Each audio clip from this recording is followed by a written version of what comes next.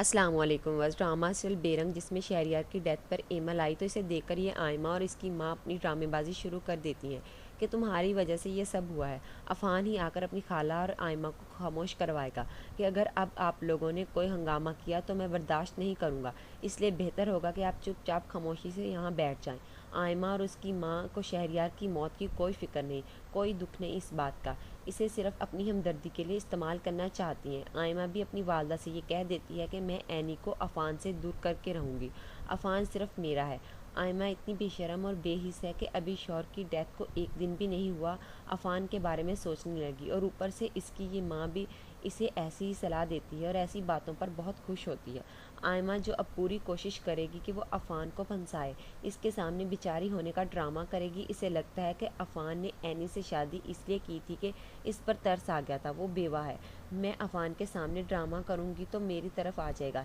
لیکن ایسا کچھ نہیں ہوگا۔ سب گھر والے ناشتہ کر رہے تھے تو یہ آئمہ وہاں جانے لگتی ہے تو اینی سے روکتی ہے کہ تم ایسے نہیں جا سکتی، تم عدت میں ہو اور وہاں سب لوگ ہیں، عفان بھی ہے جو تمہارے لیے نامحرم ہے، اس لیے اس طرح اس کے سامنے جانا ٹھیک نہیں، تم یہاں رہو، میں اوپر تمہارا ناشتہ لے آتی ہوں۔ لیکن یہ آئمہ تو اینی پر ہی برس پڑتی ہے کہ تم مجھے بار بار یاد مت دلاؤ کہ میں بیوہ ہوں۔ اب اسی طرح ڈرامہ بازیاں کیا کرے گی یہ آئمہ کہ شاید اس طرح عفان کی ہمدردی اس کے ساتھ ہوگی،